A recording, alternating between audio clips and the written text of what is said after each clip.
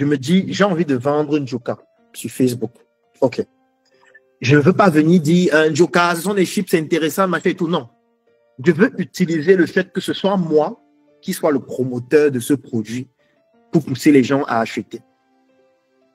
Qu'est-ce que je fais? Je me dis, OK, Njoka, c'est une marque agroalimentaire. On utilise la matière première locale. Primaire. On transforme la matière qu'on a cultivée localement. Secteur secondaire.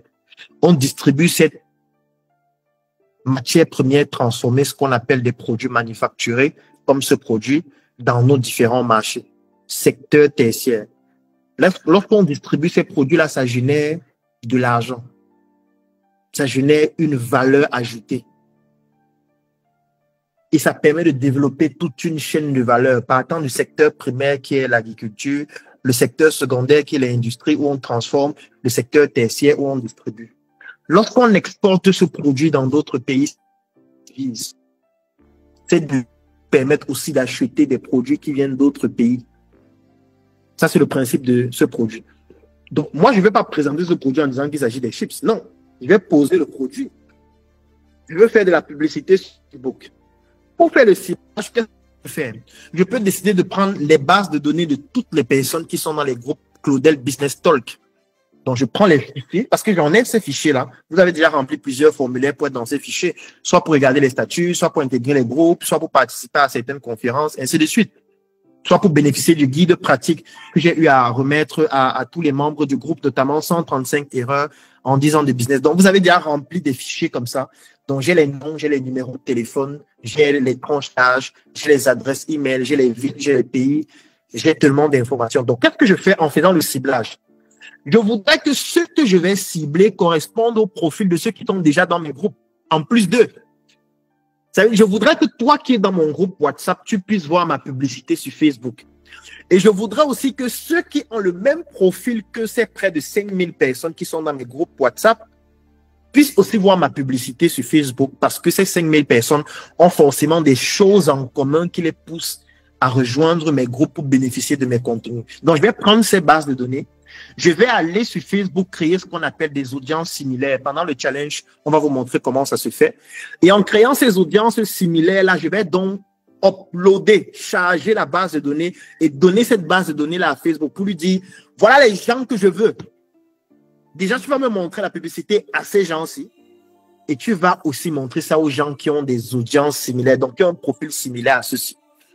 Et dans ma publicité, je ne vais pas parler de Njoka, je vais parler du patriotisme économique, sachant que dans la base de données, il y a des Camerounais, des Burkinabés, des Tchadiens et tout. Je vais parler donc du patriotisme économique africain.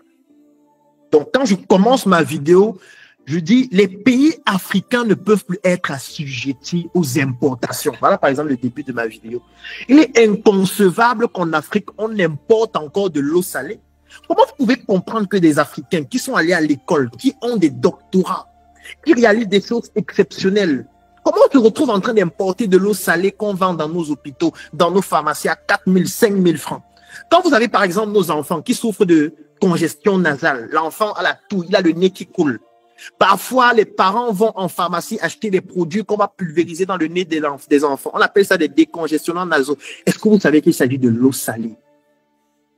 C'est de l'eau salée, l'eau de mer, qu'on vend à 4 000 francs dans des tout petits flacons. Comment est-ce que nous, Africains, on peut importer de l'eau salée en 2025? Toi, Burkinabé, ça te plaît d'aller en pharmacie et acheter l'eau salée importée? Tchadien, ça te plaît d'aller en pharmacie avec ton doctorat, acheter l'eau salée importée à 5 000 francs? Ce n'est pas une honte? Lorsqu'on sait que ces produits importés nous paralysent en termes de devises et font en sorte qu'on soit toujours en déficit de la balance commerciale extérieure, nous empêchant donc de pouvoir continuer d'acquérir des produits, cette fois de haute valeur, comme des machines qu'on peut utiliser pour fabriquer et transformer nos matières premières locales sur place. En plus, on utilise le franc CFA. Ça veut dire que tout ce qu'on importe, toute cette valeur ajoutée va à l'étranger. Ils ont 50% de tout ce que nous produisons comme devises. Est-ce que c'est admissible lorsqu'on a l'expertise localement? Et pour pouvoir résoudre ce problème, nous, on a trouvé qu'il était inconcevable que cela puisse continuer. Mais moi, toute seule, Claudel, est-ce que je peux le faire dans tous les domaines d'activité? Je ne peux pas le faire. J'ai donc décidé de choisir un domaine d'activité qui est l'agroalimentaire. Plus spécifiquement, la valorisation d'une matière première extraordinaire que nous avons dans les pays tropicaux, qu'on appelle la banane plantain. Nous avons donc collaboré avec des producteurs de plantain qui ont donc des vastes espaces, pratiquement 200 hectares, qui produisent ce plantain, donc ça nous permet de leur donner de l'emploi. Lorsqu'ils produisent ce plantain, nous achetons ce plantain que nous transformons dans nos unités de production, ce qui génère aussi de l'emploi. Ça permet de donner de la plus-value. Donc, on apporte de la valeur ajoutée au plantain qui était la matière première pour obtenir un produit manufacturé comme celui-ci. Et ce produit manufacturé sera donc vendu dans nos supermarchés pour générer de l'argent et exporté à l'étranger de telle sorte que ça puisse générer des devises. Mais ce n'est pas tout. Ça permet de développer le soft power africain. Parce que lorsque nous vendons un produit comme celui-ci aux États-Unis et qu'un Américain se lève, il va au supermarché, il voit un produit comme celui-ci en rayon chez Walmart, il achète, il consomme, c'est intéressant, et il se rend compte que c'est produit en Afrique. Il se dit, mais c'est pas possible. Vous me dites que ce produit est fait en Afrique? On lui dit, oui, c'est fait en Afrique. Il dit, mais attends, ça veut dire que les Africains commencent à faire des produits très intéressants. Vous voyez que là, on est déjà en train de jouer sur le soft power africain. On est déjà en train de lui montrer que les Africains sont capables de réaliser de grandes choses. Ce n'est plus juste une question de chips, c'est une question de patriotisme économique, c'est une question de soft power, c'est une question d'intelligence économique, c'est une question de valorisation de l'excellence. On montre que l'Afrique est désormais capable d'exporter l'excellence.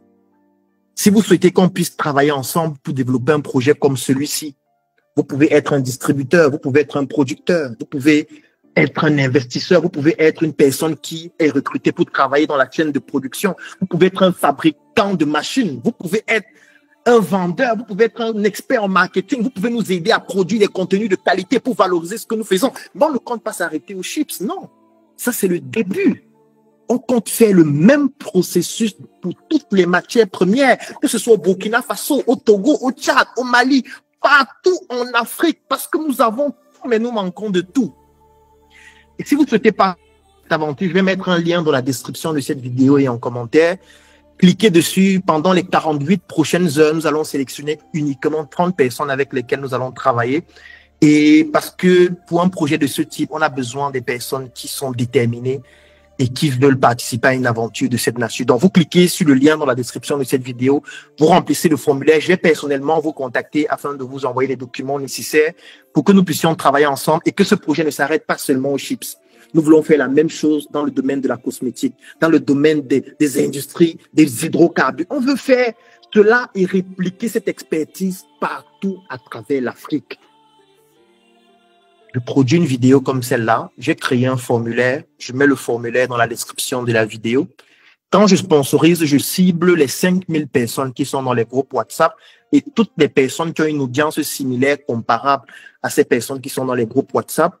Et je sponsorise la vidéo et je mets dans un budget de 5000 francs par exemple. Vous pensez que qu'est-ce qui va se passer? Ce qui va se passer, c'est que ceux qui vont regarder la vidéo vont cliquer sur le lien. Parce que ça, c'est une offre irrésistible qui est bien ciblée. Je ne suis pas venu mettre les gens de 18 à 34 ans qui sont jeunes, qui vivent au Burkina. Non. Je viens de cibler de manière extrêmement précise des personnes qui sont déjà susceptibles d'être intéressées par ce type de discours et qui vont forcément acheter. Et vous voyez, je n'ai pas parlé des chips.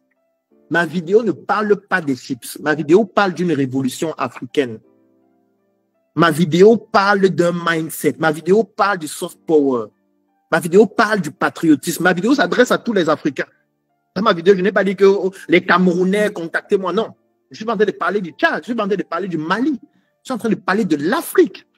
Aujourd'hui, on a des intelligences artificielles. Vous savez que cette vidéo peut avoir un sous-titrage en anglais. Cette vidéo peut même être traduite et doublée en anglais avec des intelligences artificielles comme Eleven Labs, qu'on va voir aussi pendant le challenge. Donc, ce sont des aspects que vous devez comprendre pour que votre publicité soit plus impactante. Ce n'est pas juste une question de venir dire que oui, parce que j'aurais pu venir, oh, on a les chips là, c'est bon, machin et tout ça. Si tu dis que tu as les chips, d'abord, tout le monde ne mange pas les chips. Quelqu'un m'a dit que moi, je suis diabétique, moi, les chips là, vraiment, non. On m'a dit de ne pas grignoter, je suis obèse, machin et tout. Mais là, même quelqu'un qui est obèse peut participer à ce projet. Parce qu'on n'est pas en train de parler des chips. On est en train de parler d'une révolution africaine. tous vos projets doivent pouvoir se vendre de cette façon. Et c'est ce que nous allons voir pendant le challenge. On va vous apprendre à présenter vos projets de manière importante. Et on peut le faire pour n'importe quel projet. Même si vous vendez les sous-vêtements, même si vous vendez les câbles de téléphone, même si vous vendez les fleurs, on peut le faire pour n'importe quel type de projet. C'est possible. Il faut juste réfléchir juste un peu, concevoir quelque chose de pertinent pour pouvoir créer des offres irrésistibles et facilement ciblées. Sauf que vous avez vu tout à l'heure, j'ai dit que pour cibler, je vais utiliser des bases de données que j'ai déjà. Ça veut dire que vous aussi, vous devez avoir les bases de données de vos prospects, de vos clients, de vos partenaires. Vous ne devez pas vendre un produit sans avoir les informations de la personne à qui vous avez vendu. C'est un crime que vous ne devez plus jamais commettre. Tous ceux, par exemple, qui participent au Mom Boss Challenge, il y a un exercice que je leur ai demandé de faire, c'est le suivant. Les 2 premiers jours, je leur ai dit, chacun va créer un dossier dans un cloud. Ça peut être Google Drive, n'importe quel autre. Donc, tout le monde a son dossier dans le cloud.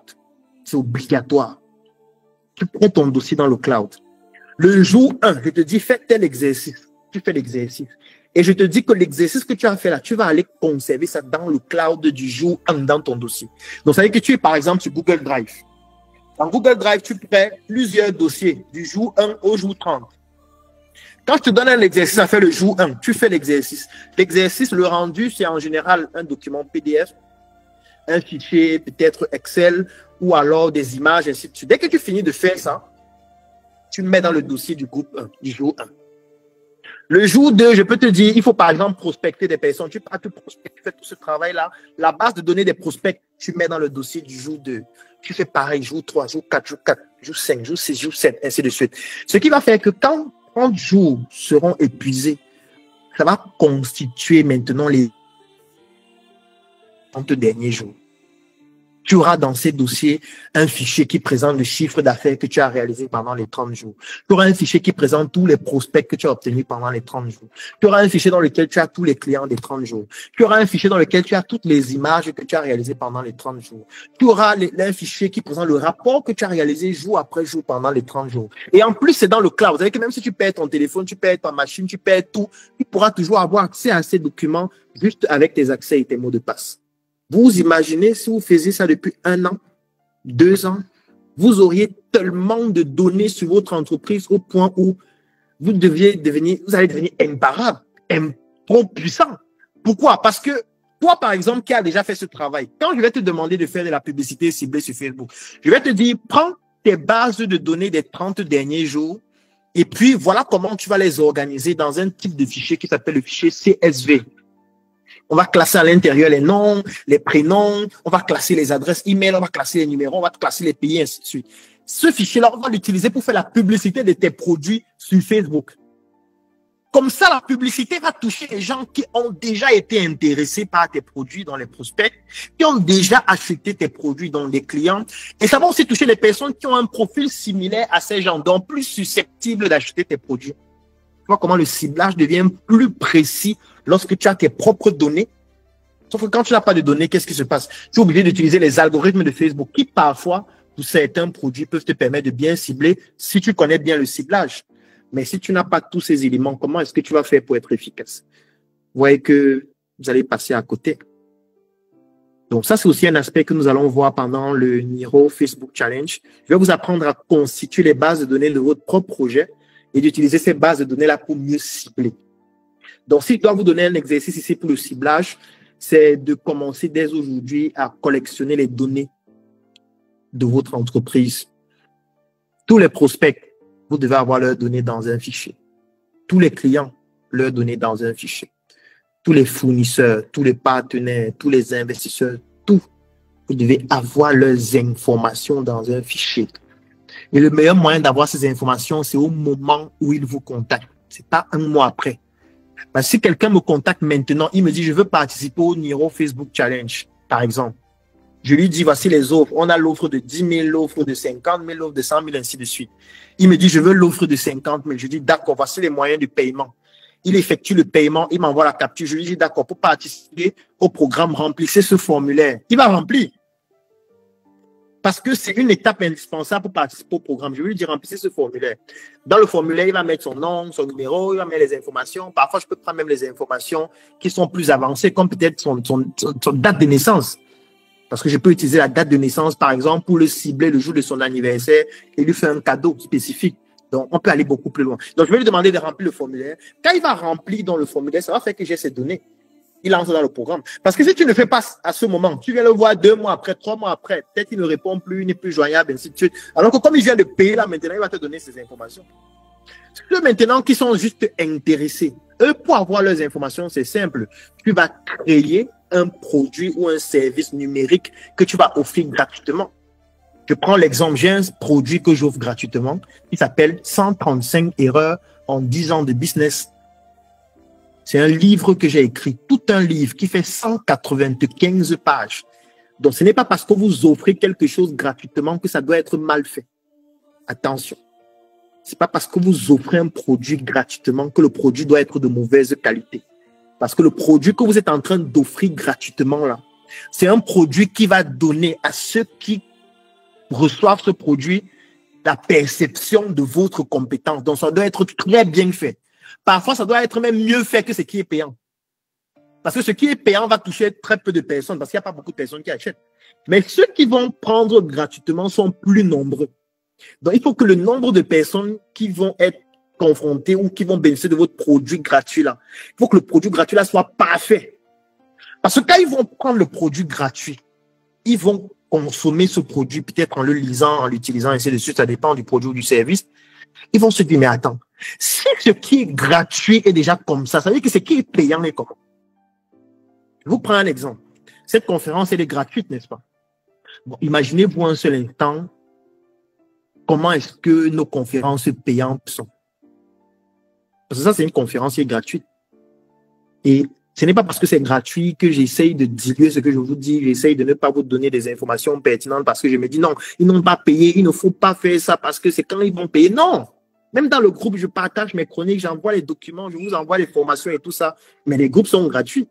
Est-ce que c'est parce que c'est gratuit que je dois vous donner une formation qui est d'une qualité inférieure ou médiocre? Non. Attention, je ne sais pas qui est connecté.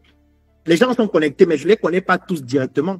Du coup, tu ne sais pas quelle est l'impression que tu vas donner à celui qui est en train de suivre et l'impact que cela aura sur lui dans 6 mois, dans 1 an. Tu ne sais pas.